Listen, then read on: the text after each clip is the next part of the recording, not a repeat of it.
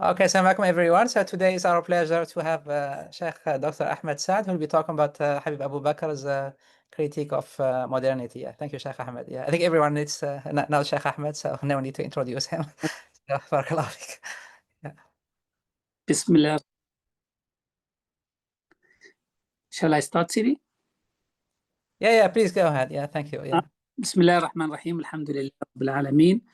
وصلى الله على سيدنا محمد وعلى آله وصحبه وسلم تسليما كثيرا إلى يوم الدين. اللهم افتح علينا برحمتك وانشر علينا من حكمتك وارزقنا من فضلك العظيم. First of all, I would like to extend my thanks to Sidi Boumadian for the kind invitation and for insisting that I should speak about this PhD. This work has taken 6 years of my life. And I started it with the intention of speaking about Habib Abu Bakr because I was interested in his project, his intellectual project in general, without knowing exactly where to locate it at the beginning. And it took me a while to locate it and see how can we qualify it within the academic sphere. What should it be presented as? And finally, I managed to find that there is actually a gap within academia, within academic research on Muslim responses to modernity. So the main focus of the research before talking about the project of Habib Abu Bakr, or the main gate to the research, was actually to challenge the dominating narrative within academia beyond and beyond about the nature of traditionalist Muslim responses to modernity. No academic work has been done on Habib Abu Bakr before, so my literature review had to be focused on mapping out Muslim responses to modernity.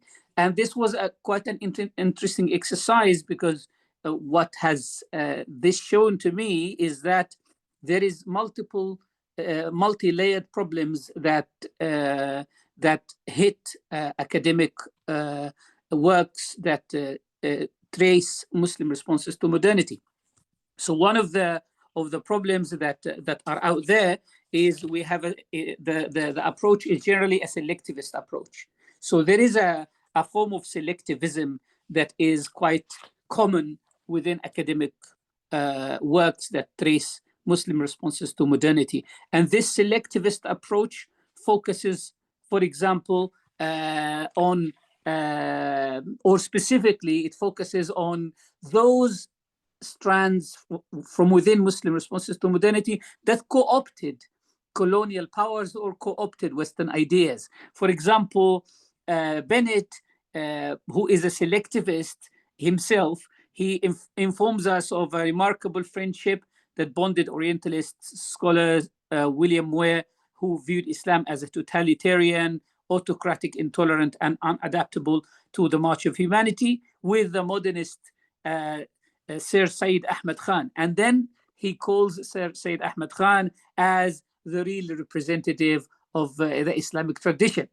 And equally, we find, for example, in the biography of Muhammad Abdu, who is known as one of the leading Egyptian modernists, that not only he was just kind of like advocating and embracing multiple Western ideas, but he was co-opted also by Lord Evelyn Cromer.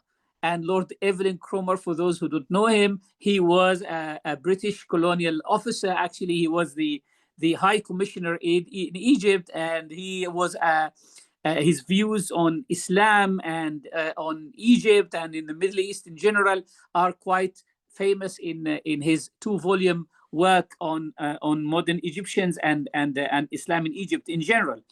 In fact, Lord Cromer advocated the return of Muhammad Abdu from exile, and he supported his appointment as the Mufti of Egypt, which was multiple years before, which did not exist. That post of a Mufti, Grand Mufti of Egypt, did not exist.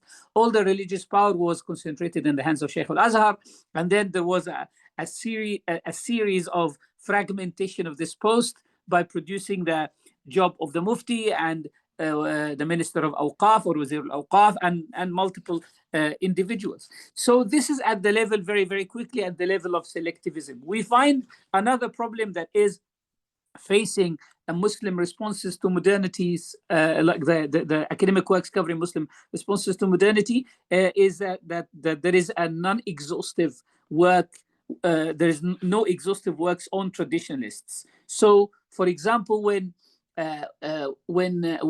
academics talk about traditional Muslim responses to modernity, there is a limitedness of number, there is a limitedness of scope, and there is a focus on only a fraction of traditionalists. Whenever you talk about traditionalists, I mean within academic works on Muslim responses to modernity, it is mainly the Sayyid Hussein Nasr, René Guénon, and that perennialist school that is presented to be the traditionalists. While when it comes to, for example, also there is this focus.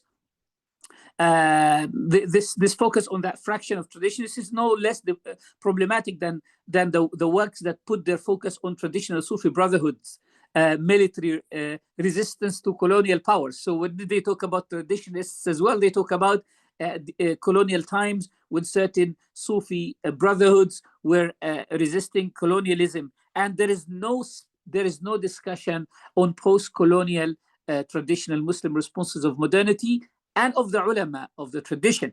Apart from, I have quoted 3 works. One is by Indira Jessing on conservatives within the ranks of Muslim scholars in Al-Azhar, and Junaid Qadiri's discussion of Muhammad Bakhit al-Mati'i, who was the Grand Mufti and Hanafi scholar in transformation of tradition, and Hammond, who talked about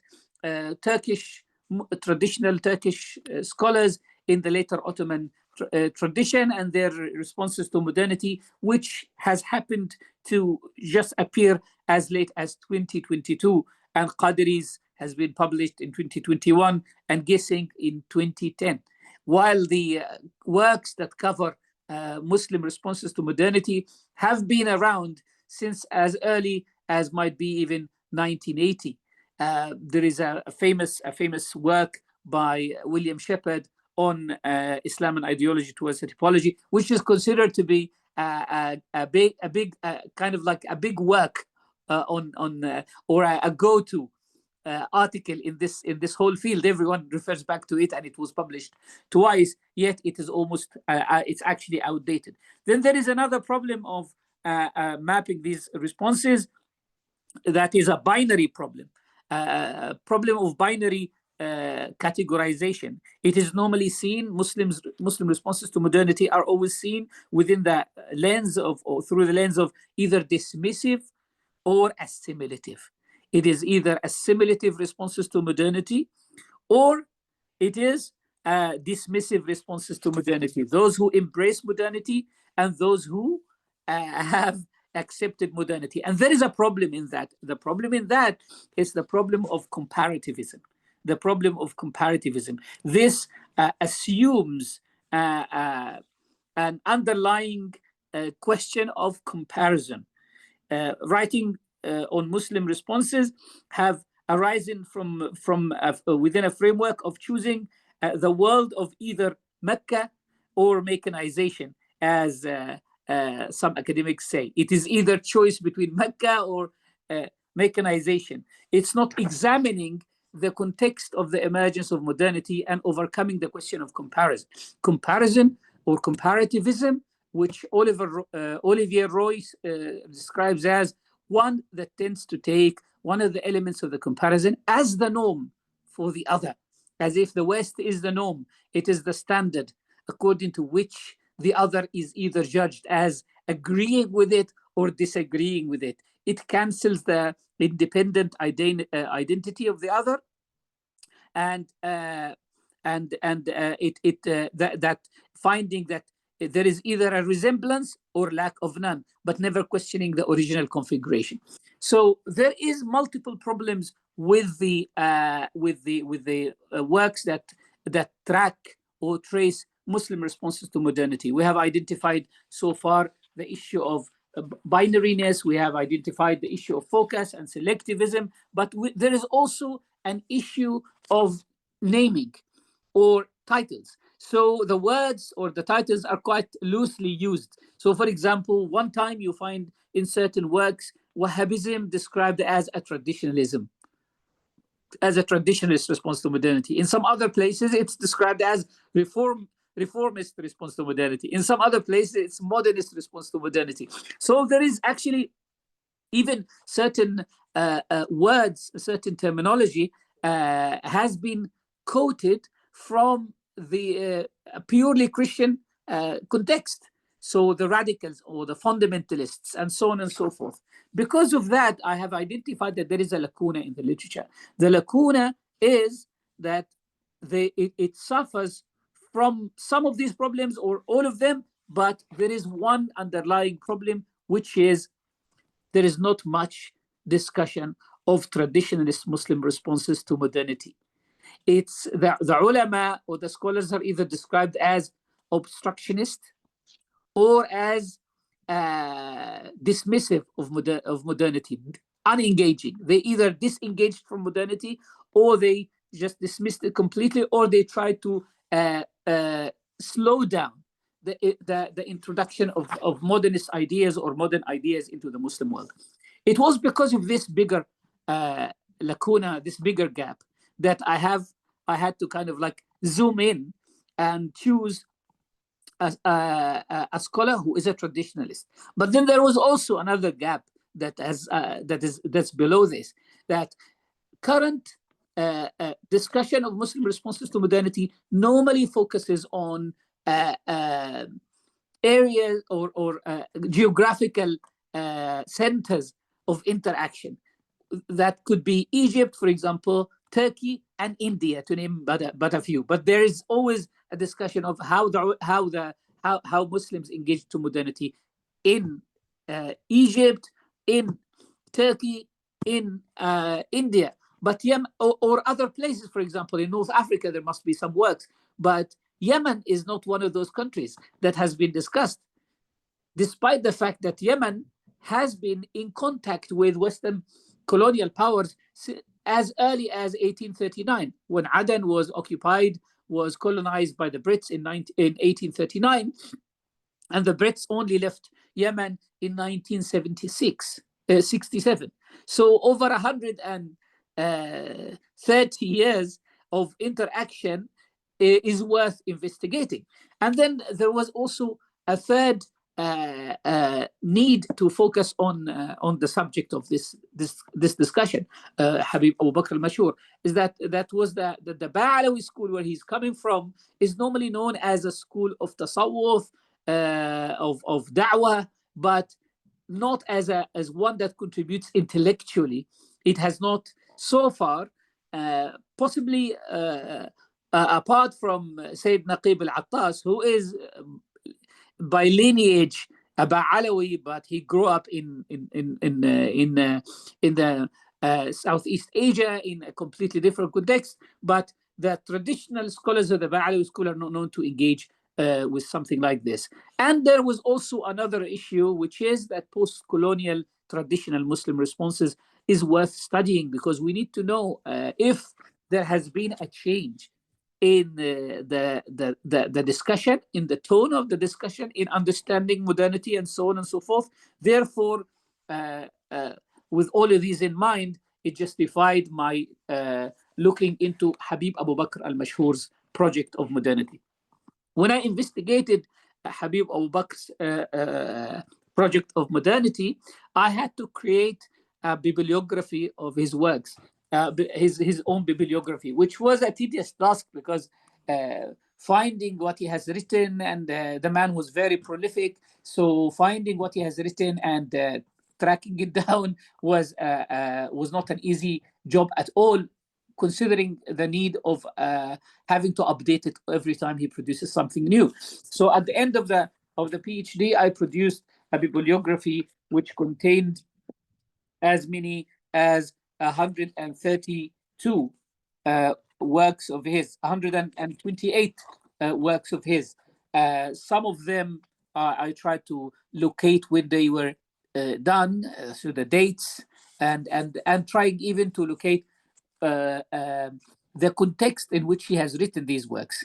And that 128, obviously, not all of them were focused on modernity. So I identified 6 essential works that focus on modernity, and 3 other works that's basically 3 more works, that's 9, makes them 9, that touches on subjects of modernity. And through analysis and thematic analysis of each of these works, one by one, in addition to 4 other works that focuses on his biography, I have come to kind of dissemble and assemble his work on modernity. So dissembling it from his works, extracting it from his works, and then assembling it to build a framework of what is his understanding of modernity. That was an essential question. What is his understanding of modernity? And his context, his larger context, his biography. When was he born? What did he do? In order to see how have these ideas been formulated within the context in which he has interacted with modernity, or if he has interacted with modernity. And finally, was a question of what can this tell us about, what can his project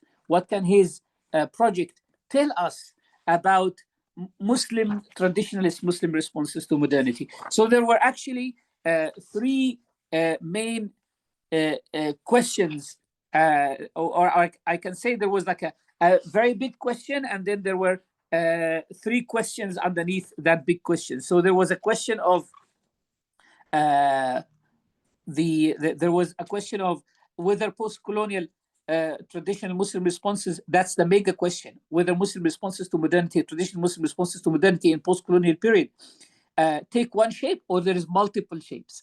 And that's basically to diffuse the claim that they are all dismissive or slowing down our modernity. So do they really take one shape, or there's multiple shapes? So this is the question of why. And there were 3 questions below that. One question is, what is his contribution to thinking about modernity? How does he think about modernity? And how does his contribution connect with his own context? What is his background? Obviously, that is contributing to his ideas. How his background contributes to his choice of modernity and shapes his language and engagement. And finally, how does he construct his own argument? What's the shape of his response? What does his logic tell us about any shift in Muslim responses to modernity? Moving on from this initial exercise, I decided to write an analytic biography of Al-Habib Abu Bakr Al-Mashhūr, which I decided to write based on his own autobiography, using other works on the history of Yemen, tracking the history of Yemen, and trying to tell us a bit about Yemen at that time, at the time of his birth and beyond. I have realized, and I have therefore decided, I have realized that Habib Abu Bakr has been moving between cities. He was born in a city called Ahwar in 1946, and he lived in Ahwar until, let's say, for the first 33 years of his life, or 30 years of his life at least. Yes, so about 30 years of his life. And then he was between Ahwar and Aden for about 6 years. Of them, 3 years were in Aden. He had to go to Aden in order to study, to do his formal education. After his traditional education failed to get him a place in the new Yemen. And the Yemen, during the lifetime of Habib Abu Bakr, the early years of Habib Abu Bakr, was a colony of the British Empire.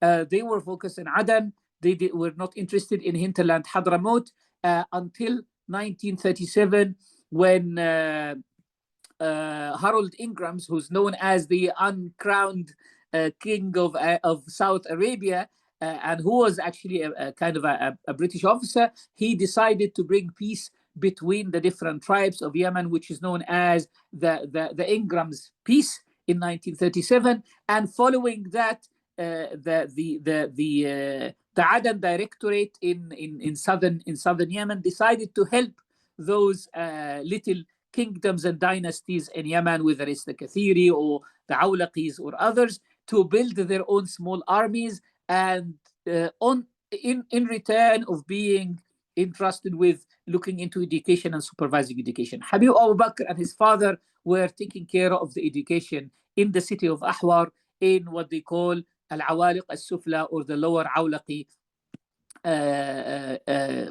you can say kingdom, Mamlakat or Sultanate, the lower Awlaqi Sultanate. They had the main school in that area, in Ahwar, and unfortunately the colonial powers decided to interfere with that, specifically with the education and with the curriculum and so on and so forth. And a few years fast forward, when Yemen when colonial powers left Yemen in 30th of November 1967, Habib Abu Bakr found that and it became a communist country, which possibly another time we can talk about the background to that, because it was those who embraced modernist ideas from the officers that emerged in these small armies that were trained by colonial powers that embraced communist ideas that came from Egypt at the same time, and they became the new leaders of Yemen.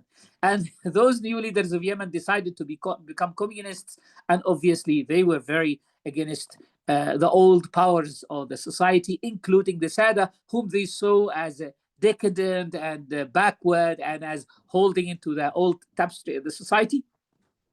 And Habib Abu Bakr have found that his traditional education does not mean anything, so he had to go and study prep school and secondary school, and to do a degree in education in the University of Aden, in the Faculty of Education. And it was at that time that he lost his wife. He had very interesting time in Aden, and he couldn't survive living in a communist country where everything was against him. Because of that, he decided to leave to Saudi Arabia to face a different type of challenge, which is the challenge of Wahhabism. Because of that, and I wanted to kind of call his life, my analytical biography of his, as a life on the move. He himself starts his own autobiography, the first volume of his autobiography, Al-Hafr ala Jidar al-Dhakira, engraving on the wall of memory, رحلة الحياة بين الواقع والقواقع, the journey of life between shells and reality, which summarizes the first 30 years of his life. He starts that by saying that when his father decided to give him a gift upon memorizing some Quran, he gave him a choice between a metal stool to be put in the masjid and he sits on it, or a bike, and he wanted to have a bicycle. And he said that love of movement and that love on continuous movement has been present in his mind from the very beginning. Because of that, I actually shaped his biography around the cities where he lived. So I spoke about Hadramaut, and then I mentioned first that he lived in the city of Ahwar. That's where his formation started. And in Ahwar, there were three main factors that contributed to his shaping. One is his father, whom he mentions pretty much in every page of the first volume of his biography. He actually says about his father that he perfectly engraved on his memory, that his teachings were perfectly engraved on his memory, that it shielded him from the challenging times. We can see this idea of abawiyya, of fatherhood and patriarchy, that has always emerged in his discussion of al-madrasa al-abawiyya, what we call the fatherly school, as opposed to al-madrasa al-anawiyya, the egocentric school, which he will discuss later on his discussions and thoughts on education. It has come from that. He spoke about his father. He spoke about his father as an authority in his life. He spoke about his father as someone who was respected in the community, someone who established Al-Madrasa Al-Maymuna, which according to some was turned into a beer factory afterwards. And he, the second figure that contributed to his life, actually he mentions him next to his father, even though I did not consider this to be I did not treat this as a separate figure, but he talks about women in his life, his wife and his sister, Qamar, and his wife, whom he lost and who had a great impact on him. The mosque was the second figure. His life was built around the mosque. He grew up in the mosque, and he talks about how the mosque was a community center that informed the growth of the community and that brought together the society, and that it was for the small community in Ahwar a place of studies, a place of meetings, a place of solving their problems, a social club, and so on and so forth. But what has happened is when electricity came to Ahwar, there was a great shift from the mosque, because before people used to use the one big lamp of the city to go to Salat al-Isha and to go to Salat al-Fajr. But now with the emergence of electricity, there was a complete change where people started to see and to hear what is beyond the limitations of this city. And he, funnily enough, talks about how these people were deafened. The sound of the adhan that used to come in the silence of the city was deafened by the drums of modernity, and they walked into the shells of modernity, talking about the loudness and the hollowness of the society. It's a society that's empty, fragile, and fragmented, like shells. There is, I mentioned here and there that there is multiple places where actually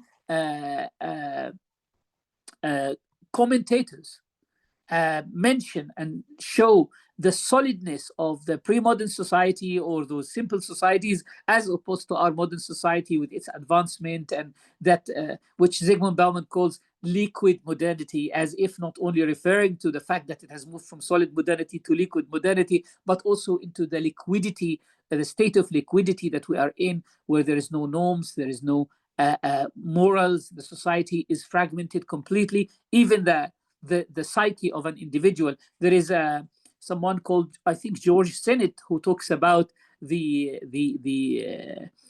kind of like the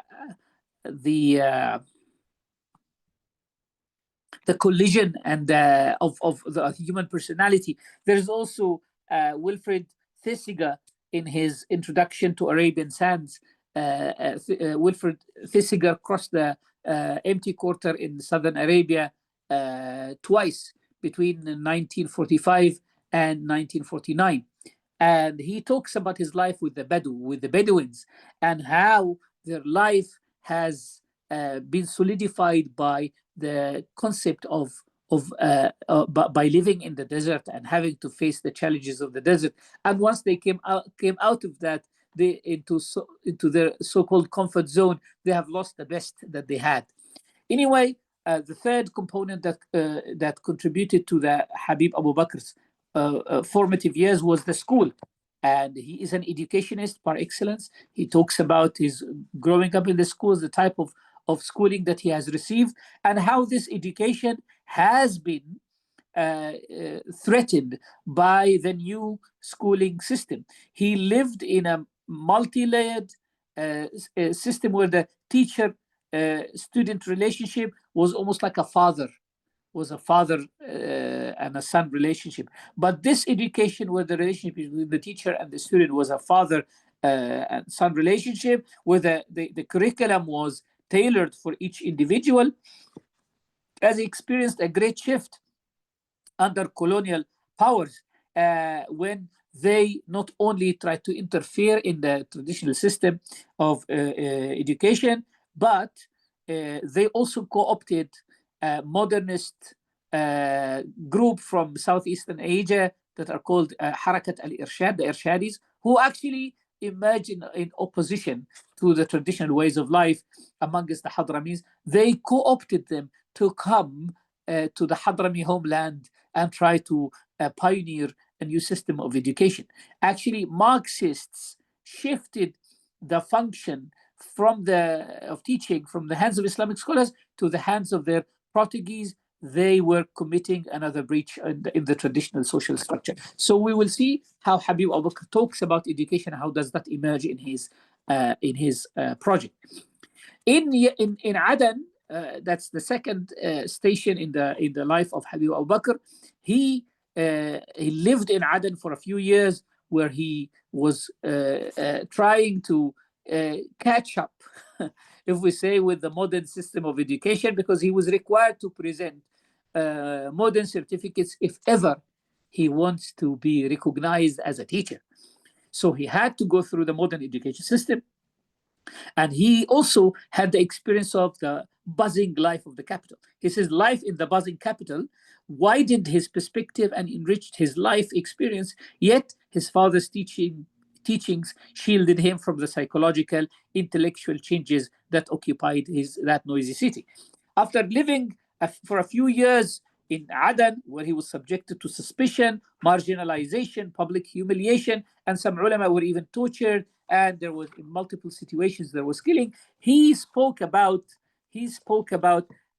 this very difficult experience, and I would say that his views on nation state, which is the new political unit that came with Yemen, and its association with radical secularism that persecutes religion, and a failed promise of equality, setting itself as a grid for treating social inequalities, that project of modernity clashed with the social organization that was already in place, and it generated sentiments of inequality, which is the antithesis of its original proposal.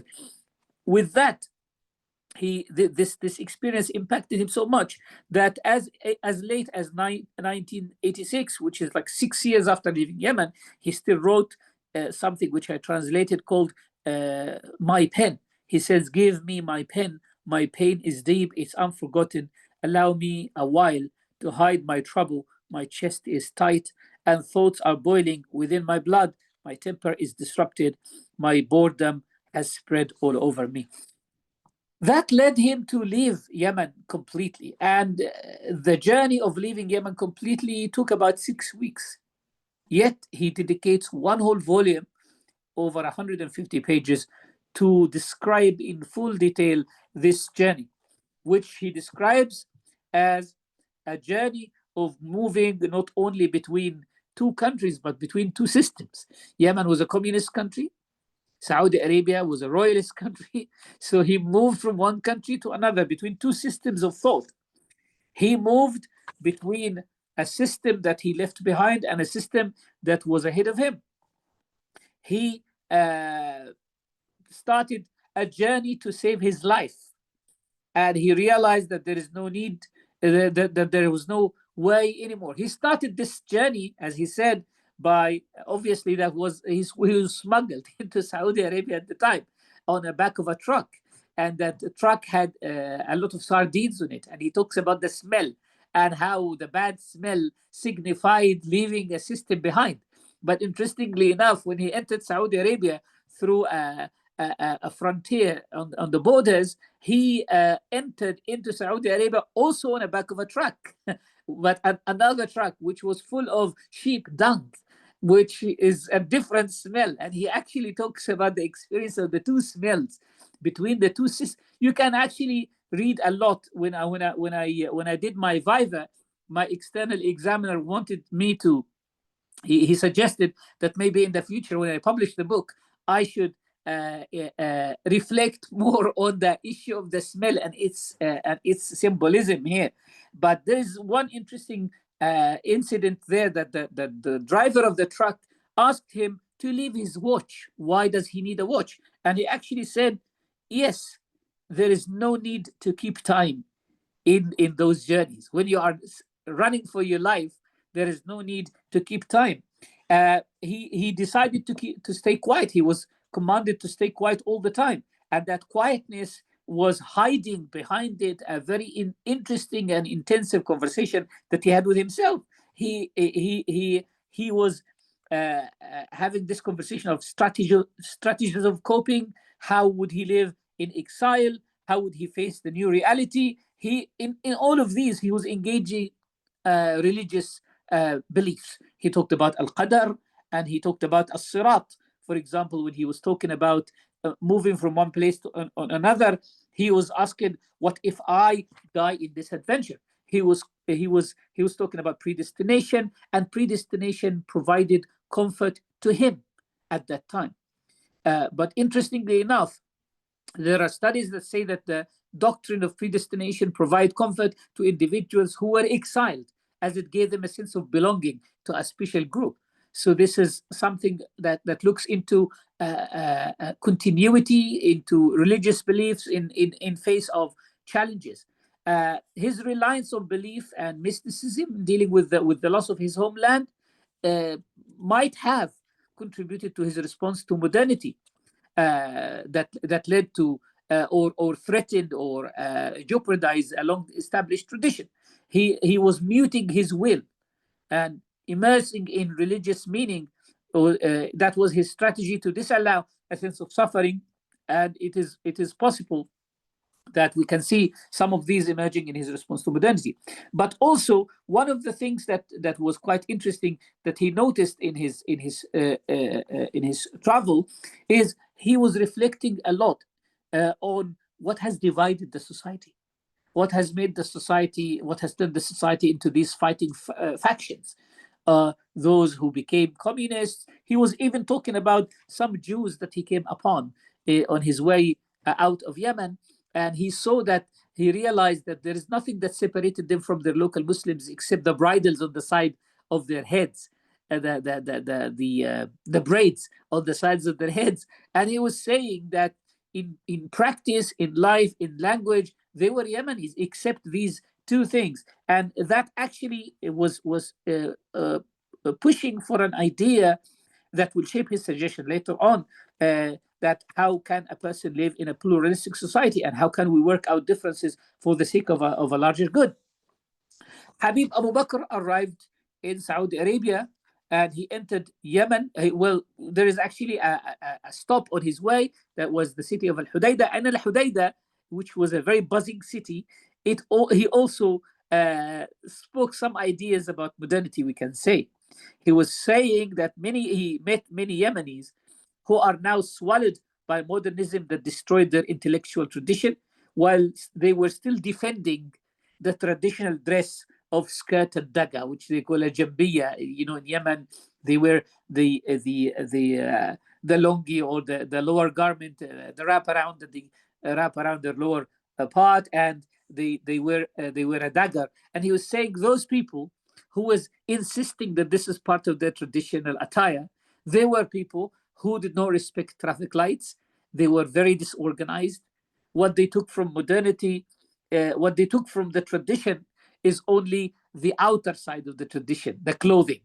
But they didn't take from the tradition peace. And what they took from modernity, this disrespect of system.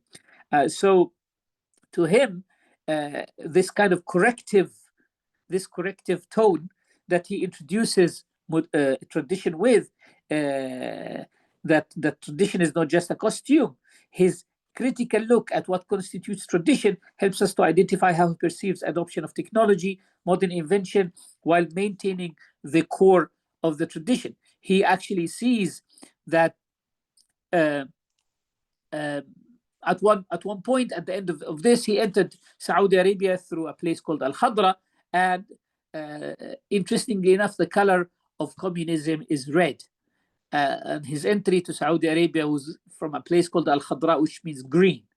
And he said that he talks a lot about the colors and the symbolism of colors as not only separating two countries, but also separating two systems. So he says it is, and when he moved into the new place, he mentions that it was difficult for a person to get rid of lifestyles one had adopted for a big part of one's life and embrace styles of a new society. Thus, those who uncritically swallow the new reality with its problems are uprooted.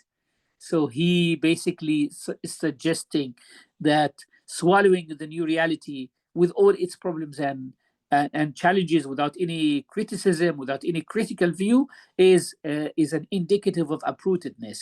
He says they see life merely as a chance for earning a living. Integration, as he believes, should be the outcome of an evaluative process in which the person uses all their abilities to read and analyze new societies, their ideas, habits, and implications. In Saudi Arabia, he settled in Jeddah, connected with his teacher, Habib Abdul Qadir Al-Saqaf, and there he had the fatherly circle complete, his teacher with his father. And at the same time, he faced a new challenge, which is the challenge from the literalist approach to Islam, ostracizing and ostracization and religious sectarianism. His religiosity was always a point of question, was always a point of suspicion in the Saudi society that believed or saw him as someone who is a man of innovation. He celebrates Mawlids, he promotes a different type of Islam, and to that he actually mentioned, he wrote a poem at those times, because he always found in poetry a kind of a refuge to express his ideas. So he says, they attribute me callously to strange associations. They ask me, a Marxist? Are you an ideologue?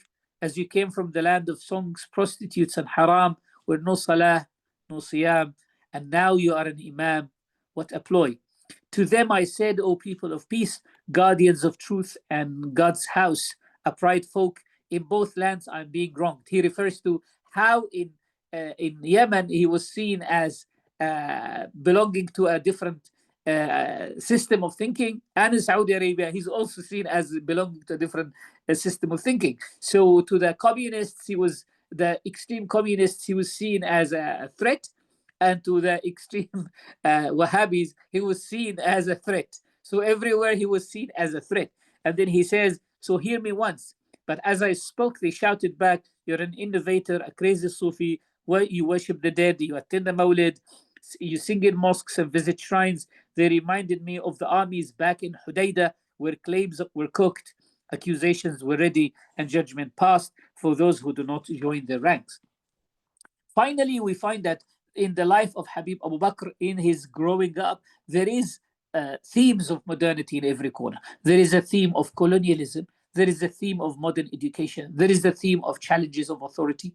There is a theme of traditional institutions. There is a theme of nation state. There is a theme of Marxism, secularism, atheism, fragmentation, democracy, communism, capitalism, modernist interpretations of Islam, human autonomy, and disenchantment. We can actually say that he was with an inherited tradition.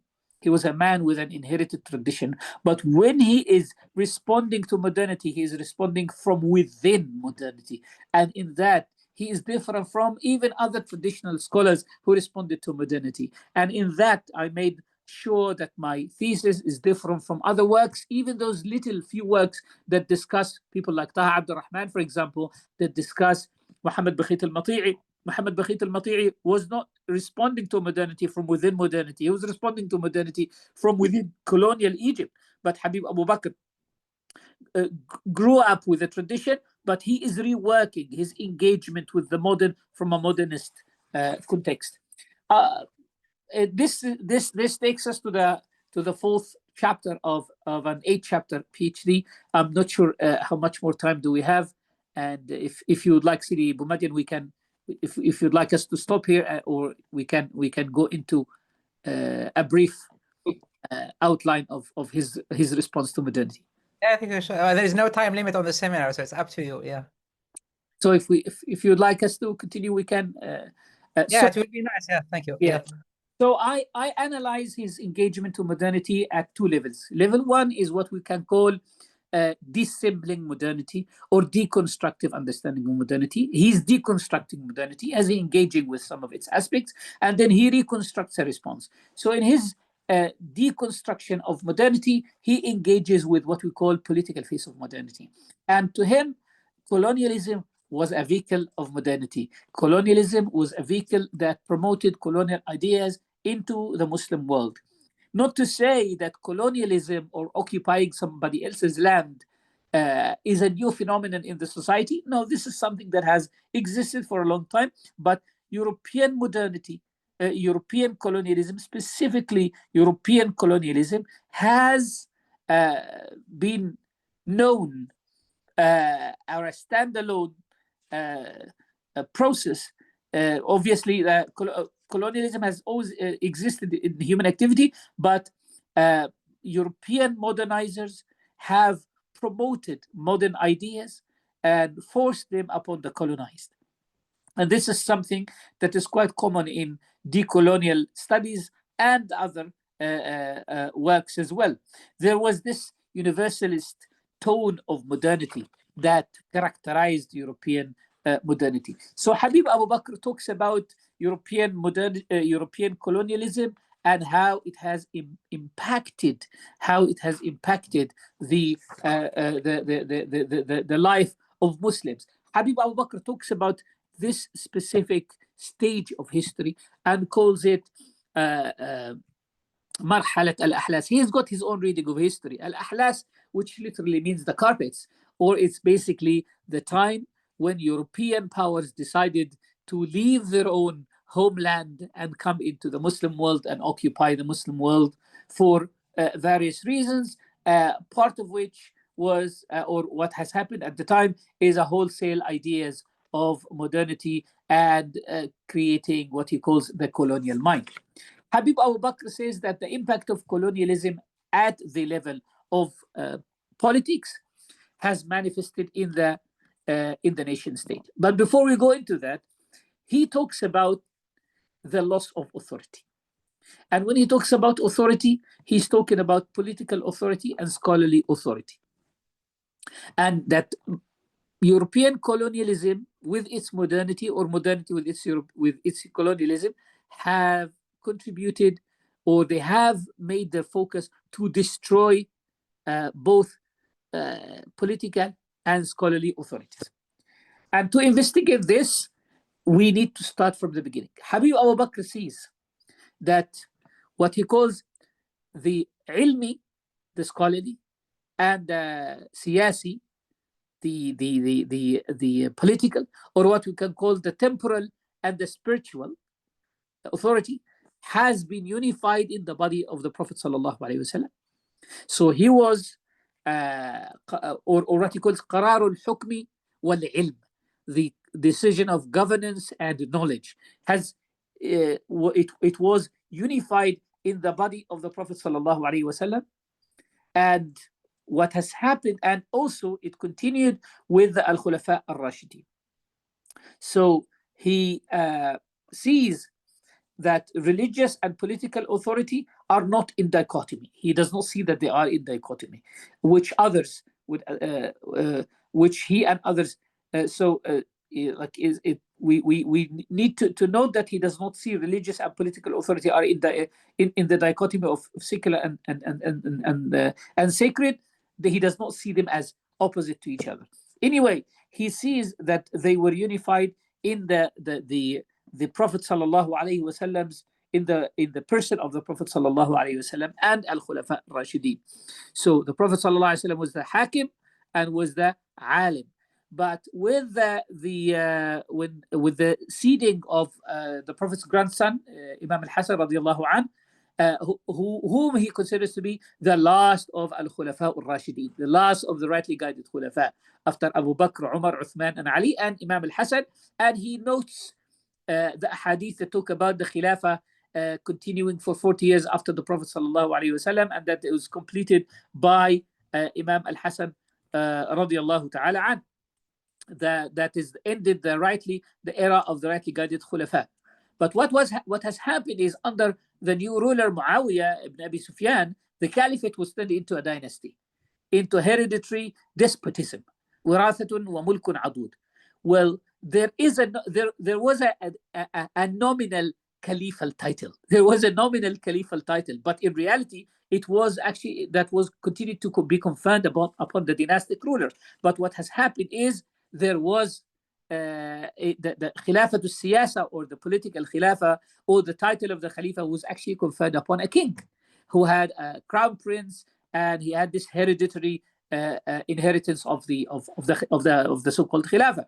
So there was a transmutation of the concept of the Khilafah. But Habib Abu Bakr says that with this transmutation, that even though the temporal side of the Khilafah ceased to exist, a religious scholarly Khilafah, caliphate, which he calls Khilafatul Ilm, continued in the successive lines of upright Muslim scholars, about whom the Prophet talks when he says, يَرِثُ هَذَا الْعِلْمَ مِنْ كُلِّ خَلَفٍ عُدُولُهُ, that in every generation the upright will inherit this knowledge.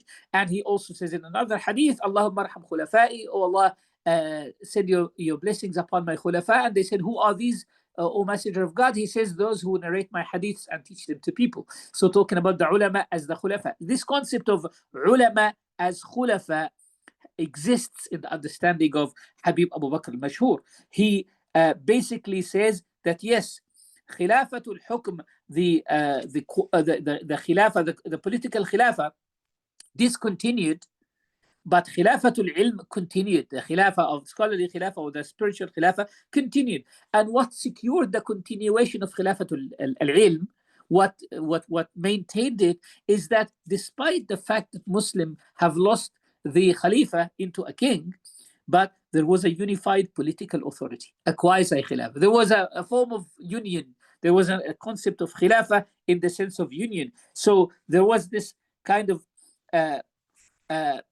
maintenance, an atmosphere, a context in which the ulama were able to be independent.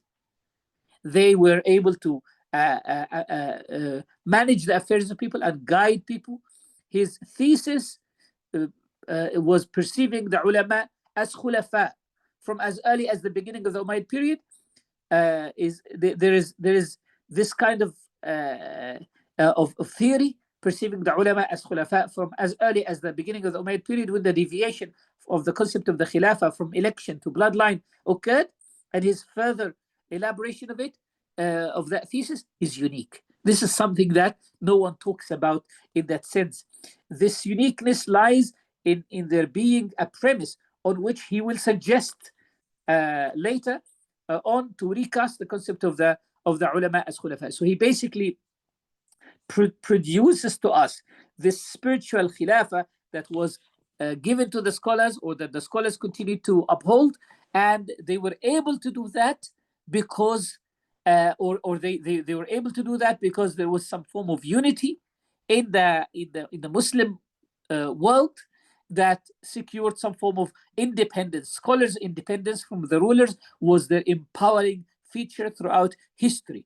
But what has happened is, with the colonial, that continued in pre-colonial Muslim world, but with the abolition of the Ottoman Khilafah, with the which he marks actually with the seating of Sultan, the deposing of Sultan Abdul Hamid, with the abolition of the Ottoman Khilafah and the arrival of the modern nation state, scholars were turned into employees and part of the state apparatus, and they lost their independence and authority.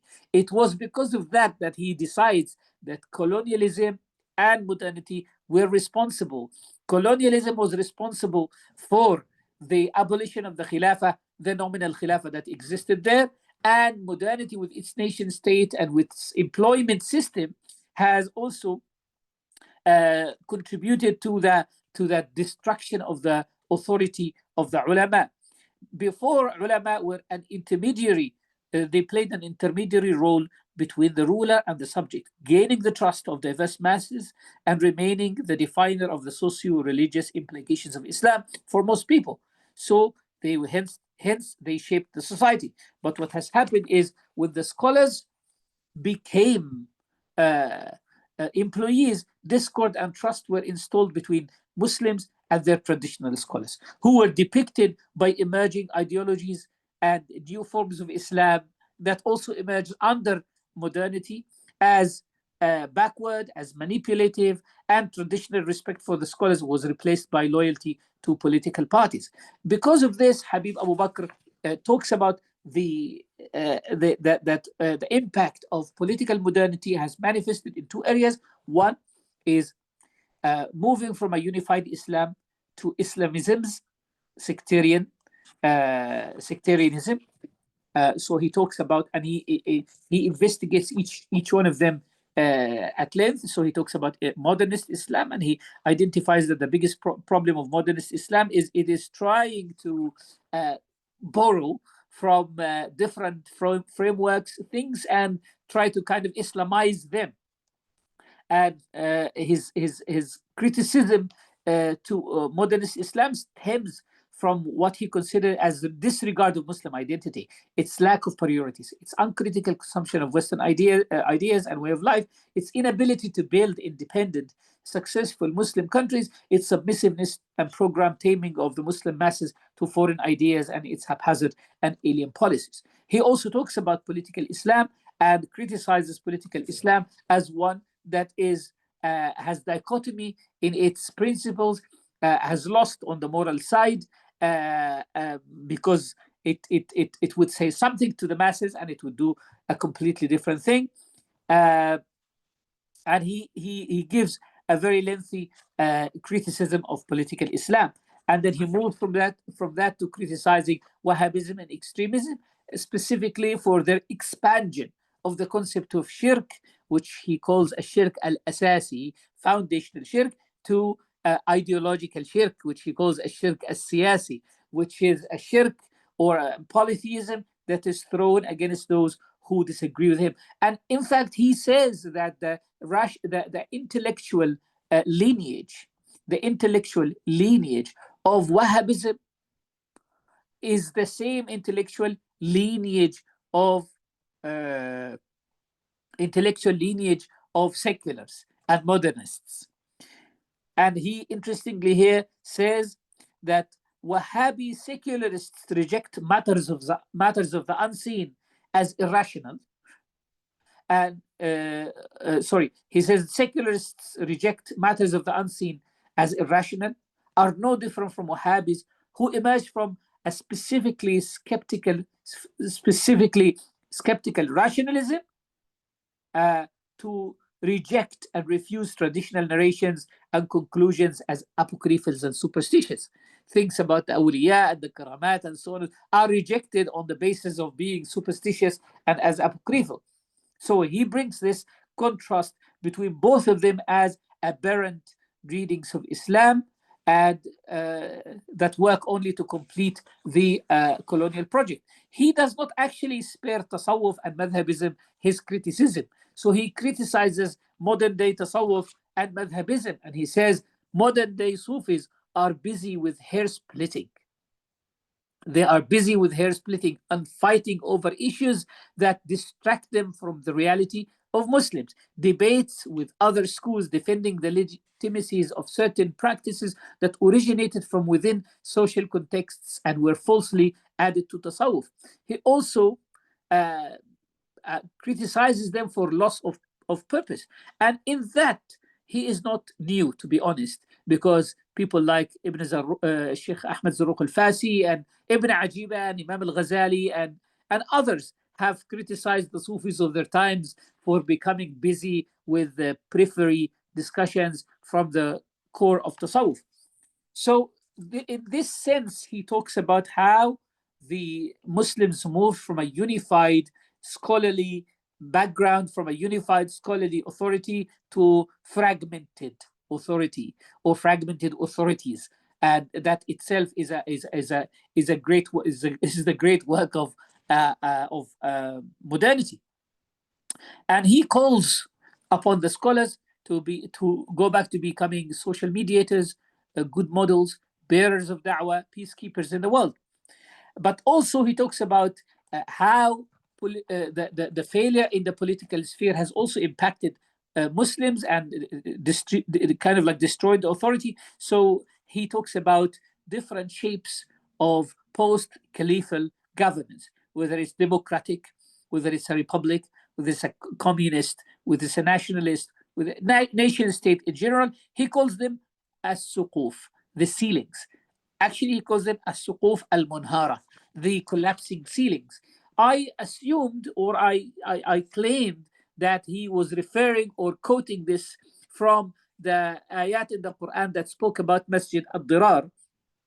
Masjid al-Dirar was a masjid, as you know, was built in the 9th year after the Hijrah, where the Munafiqeen decided to build a masjid and invite the Prophet ﷺ to it. And the Prophet ﷺ decided to destroy that masjid because it was a parallel authority that is going to fragment the society from the masjid of the Prophet ﷺ, which was the center of authority in the society at that time. So this idea of Masjid al-Dirar, I said he must have taken it from the Quran, and I referred to some parts of the Quran, specifically that story. But he says that the new state, or the nation state, which was promoted as a substitute for the Khilafah, and which was built on the new religion of nationalism, which was promoted and kind of like spearheaded by Christian Arabs like Butros al-Bustani and Nasif al-Yazigi. Nasif al-Yazigi and Butros al-Bustani, who were like two big leaders of nationalism, were fascinated with any European thing, anything European, and embraced nationalism without noting the difference in context, submitting to European colonialism, despite the fact that Nasif al-Yazgi and Butros al-Bustani are seen in history as figures who resisted colonialism. But outwardly they resisted colonialism, but they embraced nationalism and they promoted it. I did not include in this thesis, but I included elsewhere in possibly one of the drafts, which I may include later on, something very interesting about Butros al-Bustani, because Butros al-Bustani, there was a PhD done on Butros al-Bustani in Australia multiple years ago. And there is a funny detail about Butros al-Bustani, that Butros al-Bustani, who was a Christian Maronite, he was a Christian Maronite, which is, I think he's a Catholic. He was a Catholic, a Christian. He embraced Protestantism willingly himself. And if we go a little bit off the topic and go into the idea, like the different, so I mentioned here that Raful, for example, he says that Butros al-Bustani has embraced Protestantism, as we said, and left Catholicism. He and that kind of, he had this compulsive obsession with Protestantism.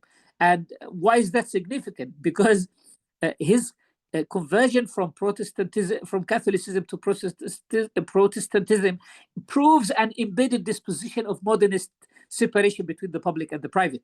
Why is that? Because as Jonathan Sachs and others say, that the difference between Catholic and Protestant conceptions of religion is that Catholic religion seeks to sanctify all aspects of life of the individual and the community, while Protestant religion focus on the individual. So Protestant religion, by its nature, is embedded with modernist ideas. Protestant religion, with its nature, has this focus on the direct relation of an individual with God, a personal salvation. It is a characteristic that makes Protestantization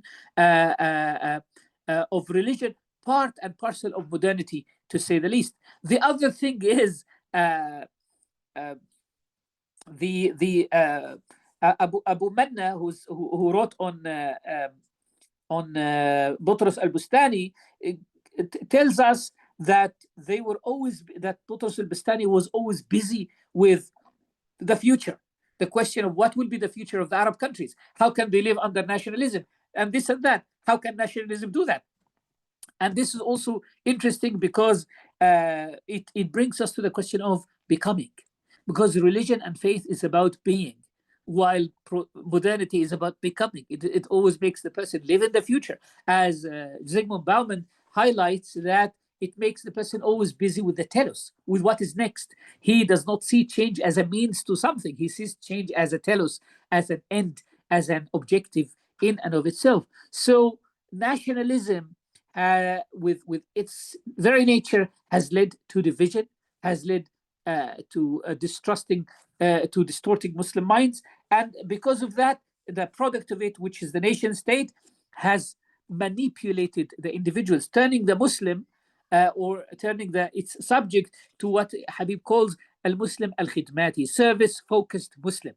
Service-focused Muslim who sees the best thing that he can do in life is to have a house and to have a car and to have a wife and to have children and just live that comfortable life. In fact, there are multiple other individuals, academics, who talk about the how modernity moves and how nation states, specifically being a modernist, a modern construct, shifts the focus of the person from being otherworldly to this worldly. And Wa'il Hallaq, as many of you must have read, The Impossible State, talks about the making of the subject, or the creation, the orchestration, that how nation state has this power of producing a subject who is docile, is subjective, submissive, and he is also beneficial and profitable to the state.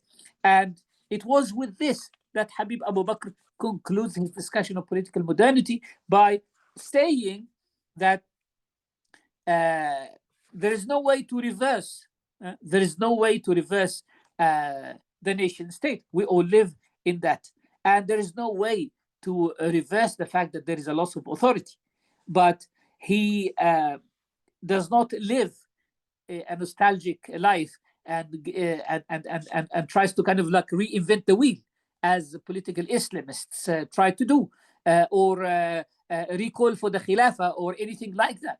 He tries to live his reality and negotiate with the reality. He negotiating with the reality, he decides that authority, first of all, he decides that authority can be rebuilt within Muslim ranks by a mabda, by a principle, which he calls al-qawasim al-mushtaraka, the common principles. How can Muslims gather together on the terms of لا للتشريك لا للتبديع? We should not exchange accusations of bid'ah, and we should not exchange accusations of shirk. That we should slam the door to excommunication, and that we should understand that the current climate requires Muslims to come together and to be together. In his conclusion of that, he kind of like agrees with Hannah Arendt, for example, in her discussion of authority, because in her discussion of authority, she says that authority and power are two opposite things. Power undermines authority. Violence undermines authority. Revolution undermines authority. Why? Because authority assumes that there is a framework where the one who is listening to somebody else is agreeing with that framework. So, for example, when we live in a framework of a teacher and student, the authority requires that the student listens to the teacher because they agree on the specified roles that are imposed upon them by that authority framework, while power assumes that everyone is fighting for a position that they might not be qualified for. So we live in the dynamics of power. That's why people like Michel Foucault, with their translation of all relationships into a power dynamics, whether it is between the father and the son, between the mother and the daughter, between the society and members of the society, and so on and so forth, even between the person and himself, between the person and the community, they are promoting nothing but the fragmentation, the continuous fragmentation of the continuous perpetuation of that fragmenting power of modernity. This is his discussion on political modernity. He discusses philosophical modernity, but I think I've spoken for 1 hour and 15 minutes, so I may leave this to another time, and then leave also his response and my reflections to might be part 2 or something, and I'll stop here, inshallah. Wa sallallahu alayhi wa sallam, Muhammad wa alihi wa sahbihi wa sallam. Okay, Jazakallah khair. So inshallah, we are looking forward to part 2 then. So yeah, any questions from the audience or comments?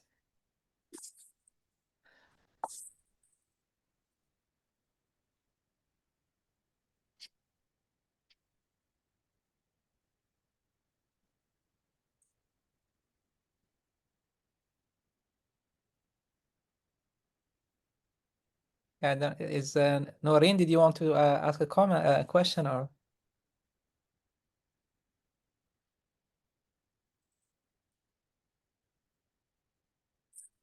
Okay, she just Barakallahu feekum.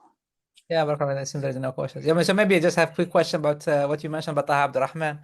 So, because Taha Abdurrahman is apparently also doing like a Sufi critique of modernity. Do you see links between the two, or?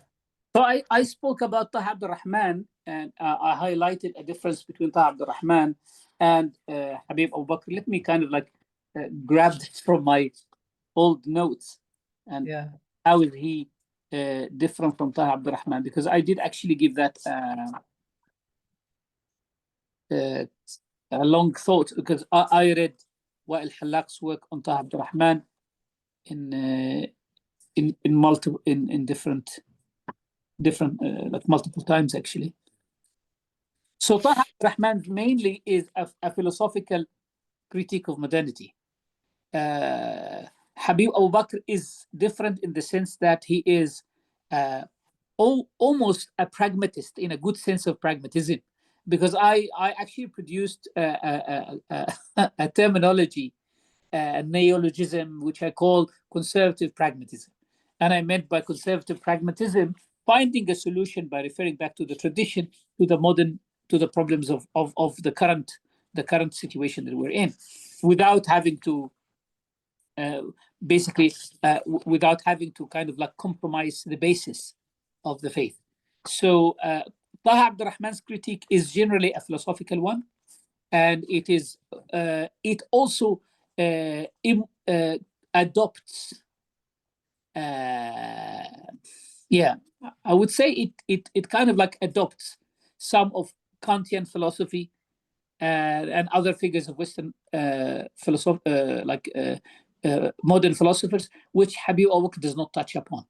So you can say this is a work of a traditional scholar. Taha Abdurrahman is a work of a philosopher. Okay. Yeah. So Nadine, do you want to unmute and ask directly the question?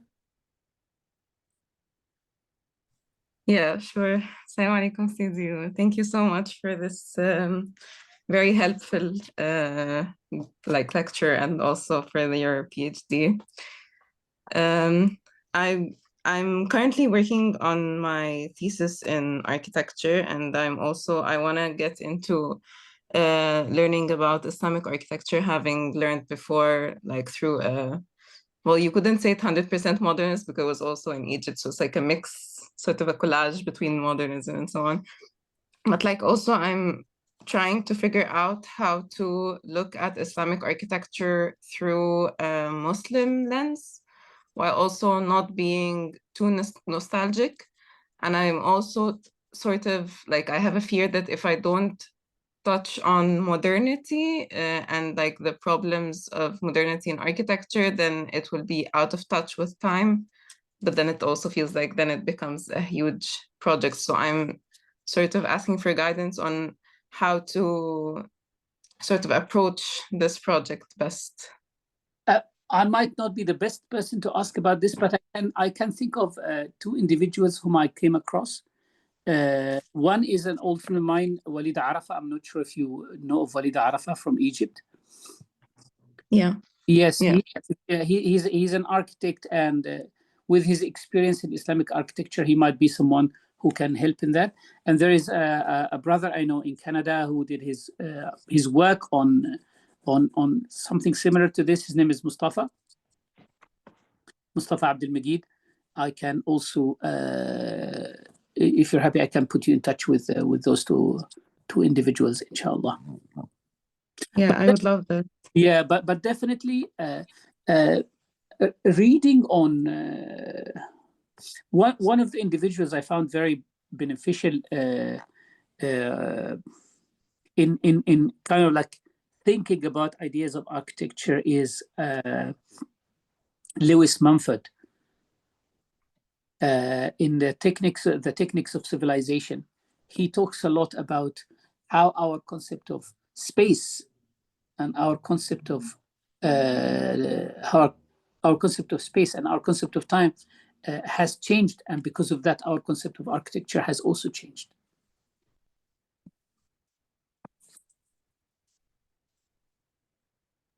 Thank you so much, Sidi.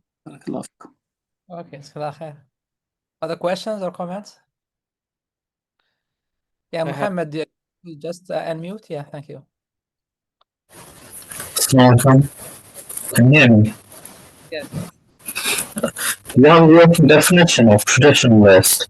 Is this restricted to Sunnis or can non-Sunni groups such as Shia or Ibadi be included? That's a very good question, because I think I have worked on that question. What is a traditionalist? And I have, let me again, let me look into.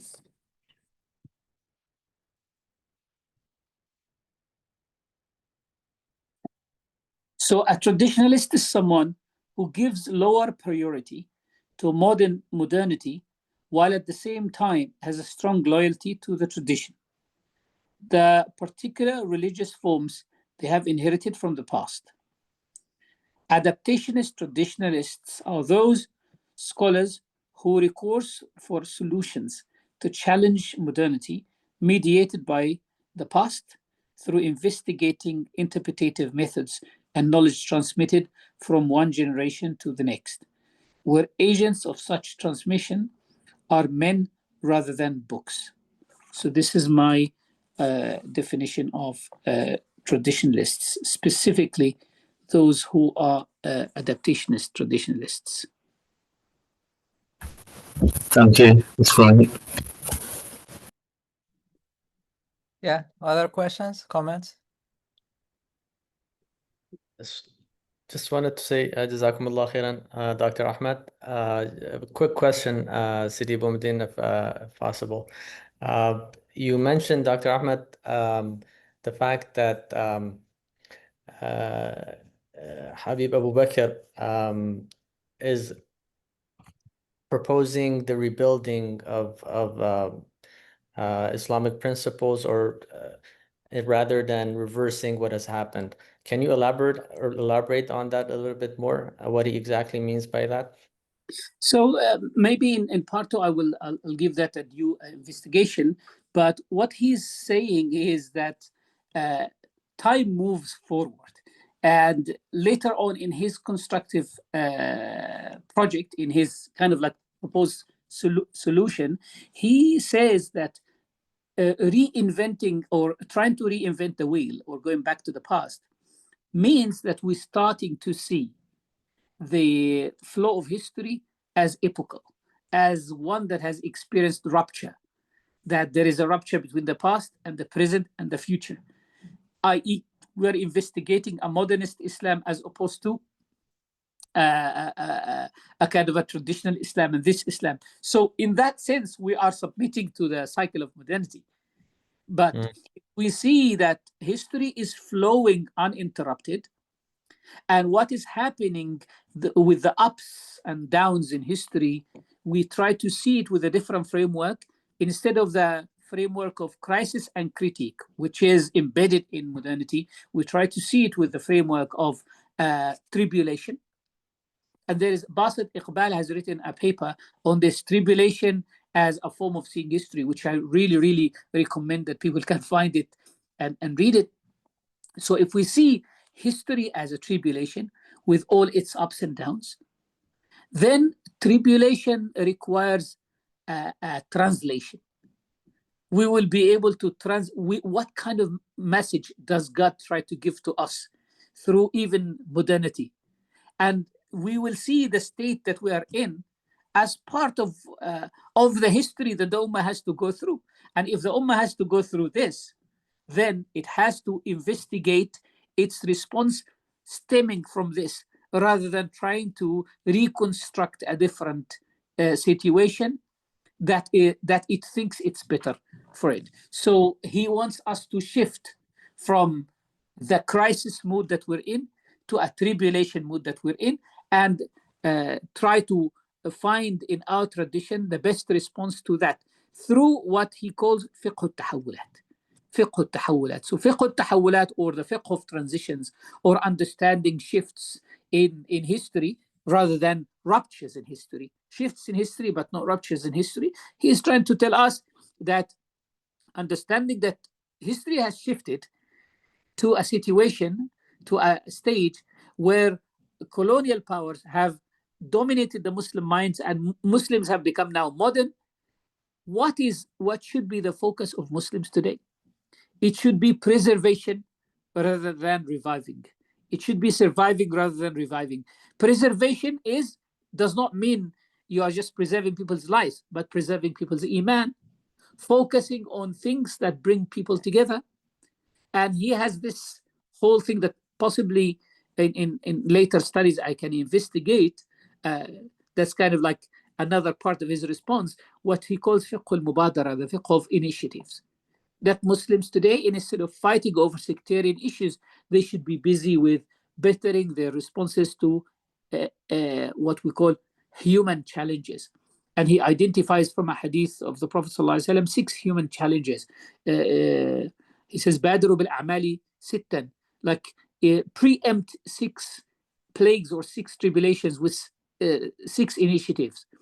هل تنتظرون إلا فقرا منسيا? There is an issue of poverty, massive poverty. So the role of religion today is to treat poverty, to save people from manipulation of big corporations that manipulate people's arzaq and kill small businesses. How can we support building communities? How can we support building small businesses? How can we support things like these?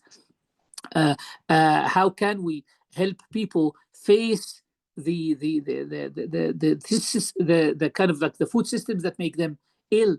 How can we raise people's awareness? How can we find a parallel education that complements the modern education and at the same time avoids the problems that are experienced in this? Maybe, inshallah, I can elaborate on this in our next discussion in details, inshallah.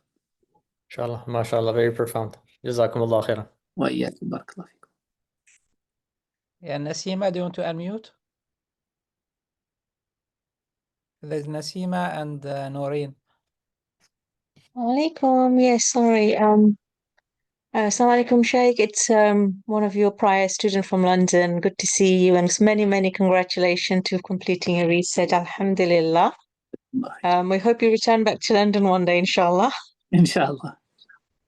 Just a quick question. What methodology could you explore a little bit about the methodology you used to examine your topic, given the topic of modernity and you're examining? I was just curious about that, to learn also about how then others in the field could examine using these such religious sort of or political topics. And just could you say a little bit, Sheikh, about neo-traditionalism, if you can? So sorry, what was the last part? Neo-traditionalism, or the concept of neo-traditionalist. Yeah, sure. So thank you, no problem. The methodology that I used, I basically, as you know, within academia, you have to identify a research approach that is a methodology that's acceptable. So I had to kind of like play a little bit with what we call constructionism. And so I started by a philosophical approach that is grounded in constructionism. And I said that there are 2 types of constructionism. There is radical constructionism and there is neutral constructionism. Radical constructionism is one that does not attribute anything to the agent. And it says everything belongs to the situation that is around the individual. And I adopted an approach that looks into contextuality and positionality. So I looked at both contextuality and positionality. The agent that makes sense of the world around, and the world that imposes itself on the individual, and part of that world is a person's belief, and so on and so forth. So that was the research approach. From the research approach, I moved into the methodology itself, which was critical discourse analysis. In my critical discourse analysis, I focused on critical and discourse and analysis. In my discussion of critical discourse analysis is critically examining how actions are given meaning and how relationships, identities, events, and views are produced in language such that discourse analysis investigates process of social construction. So without forgetting, obviously, the mediation of the human agent who makes those manifestations. And I looked at discourse analysis as a practice, not just of representing the world, but signifying the world. How does the world, what does the world signify to the agent, constituting and constructing the world of meaning.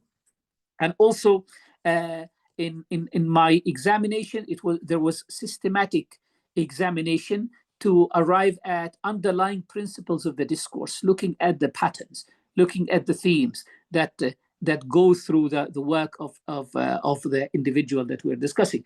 And the aim here is not to reveal some sinister or manipulative hand aiming to impose power over others, but to detach oneself and be able to review what is embedded in the discourse of the subject that we are discussing. And the way I carried that out was I had to use a program called, an application called Atlas TI, which deals with Arabic texts. And I had to read throughout the PDFs of the works that he had, uploading them, looking at them. And so basically I had my data, my corpus selection, and I identified in my research methodology what is available, I mean, of his works, and why, what am I selecting, and why did I select that? And so kind of enhancing, revisiting them all the time to make sure that this is actually selected according to the proper standard, and then coding them. So I went through a whole long process of coding. I produced at the beginning something like 170 codes. So a code is a theme under which the quotations will be put. For example, and I produced at the end of my thesis an appendix. One of the appendices has all the codes that I have came up with. And obviously there was a continuous revisiting of the codes to see, to kind of like see if some codes can be merged with some other codes, if some codes can be re-enhanced, and so on and so forth. So I had at the end, from the 175, I ended up with about 75 codes, just above 75 codes, I think. Yeah. So I had codes like modernized Islam, atheism, autonomous reason, caliphate, and criticism, capitalism, colonialism and traditional education, disenchantment, and so on and so forth. And what has happened is, with these codes, I created maps.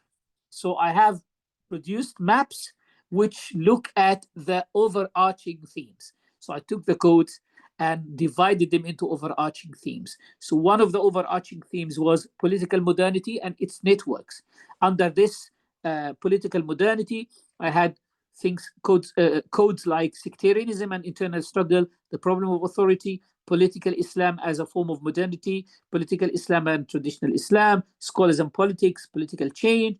And I had to create the relationships. So what is part of what is manifestation of what is a product of what is associated with what. Then I had philosophical modernity, things like production of knowledge, waves of modernism and early secularists, anthropology, new modes of education, religion in a post-colonial world, materialism, autonomous reason, and that went under philosophical modernity. So I had like a big theme, political modernity, and then philosophical modernity. And finally, I had to kind of like put his project. So his project, that's another network of like, what is his response? Why is his response important? What is fiqh al-tahawulat? What is al-qawasim al-mushtaraka? What is the content of the response, and why of the response? And how does he respond to critics? And is it revival or is it survival? And what is the source of his response? And then finally, I created literally an Excel sheet to make a final conclusion on what is the direction of his response. So I have identified that philosophical modernity, for example, has 23 codes under it. These 23 codes can be put under 3 groups. One is education and similar, 4 codes, Orientalism and anthropology, 3 codes. Production of knowledge, 16 codes.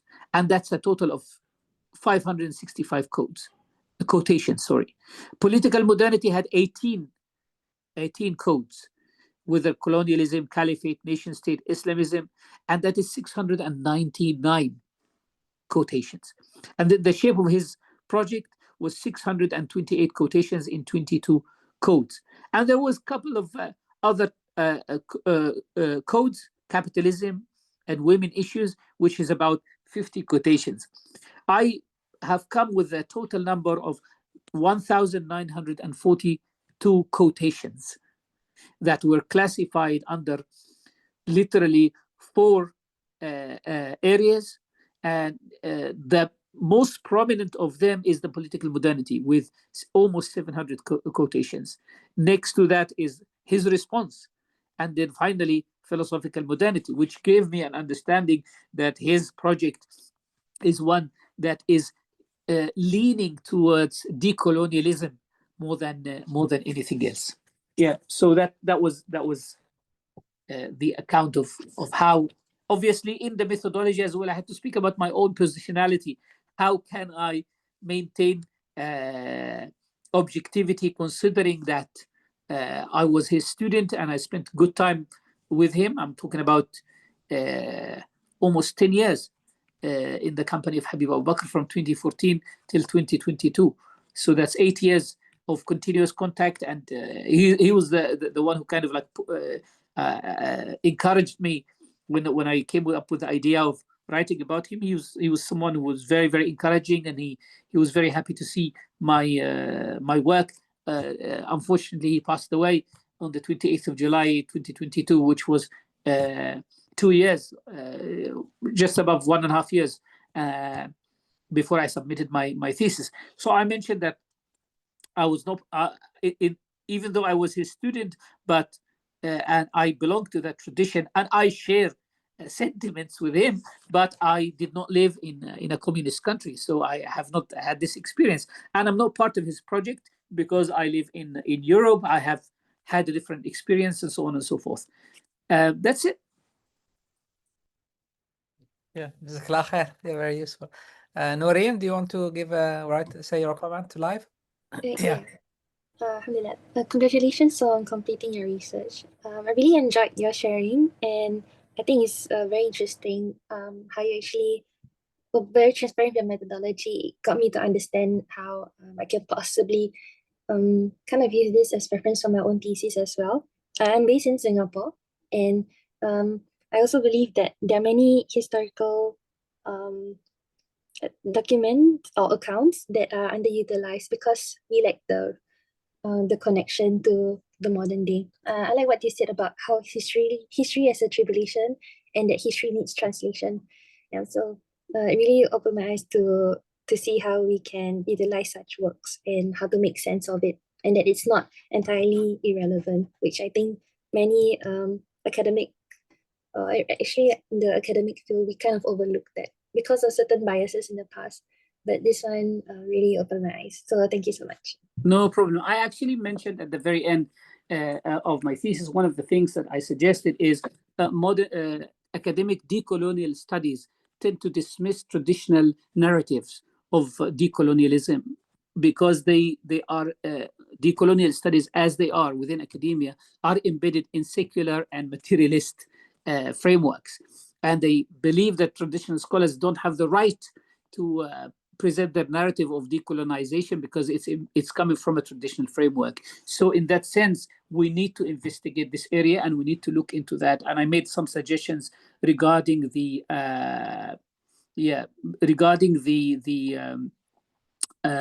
use of biographies as also decolonizing narratives. So one of the things that I suggest is possibly in the future, someone might study not the project, not the intellectual project of someone, but just the writing of biography as a form of decolonization. Thank you. I think I might look into that. I'm actually thinking of a thesis topic for my own work in university. So I'm also thinking along the lines of understanding. In Singapore, we have this thing called buku kuning, like yellow book that was written in Jawi in Singapore, and it was also written by many of the Hadrami ulama that came in the past. So yeah, I think I might want to look into that as well. So yeah, thank you.